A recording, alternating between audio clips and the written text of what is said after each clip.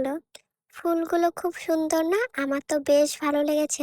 ১ম আমি কোনো ক্লায়েন্টের বাড়িতে গিয়ে রানীদের সঙ্গে এত সুন্দর গোলাপ দেখেছি। বেশিরভাগ গোলাপ একটু অন্যরকমই থাকে, এতটা ভালো থাকে না। আর এখানে রানীদি, আমি আর হলো বিউটি দি ৩ জন মিলে চলে যাই ক্লায়েন্টের বাড়িতে। একজনকে সাজানো ছিল রানীদির, এই যে এই দিদিটা। আর দিদিটা এত লাজুককে, বারবার যখনই ক্যামেরা অন করছিলাম এত লজ্জা পাচ্ছিল কি আর বলব। তোমরা দেখতেই পাচ্ছ। আর তারপরে কে জানি না এসে দরজাটা বাইরে থেকে বন্ধ করে দেয়। আমরা এত চেষ্টা করছি খোলার, বাট খুলতেই পারছিলাম। কিছুক্ষণ পরে এসে একটা কাকিমুনি খুলে দেয় না।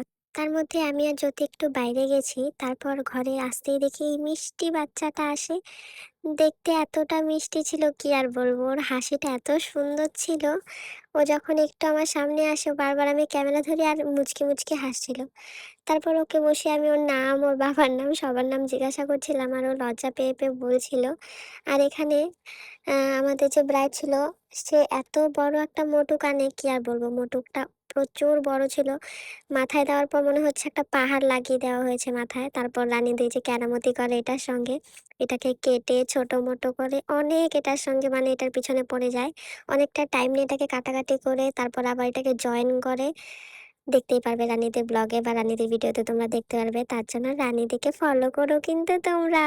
সাজানো যখন কমপ্লিট হয়ে যায়, বাইরে বেরিয়ে দেখি তখন জল ভরতে যারা গিয়েছিল সবাই দেখে এসে পড়েছে। আর বাইরে কি নাচ! সবাই কি সুন্দর নাচছে, দেখে খুব ভালো লাগলো।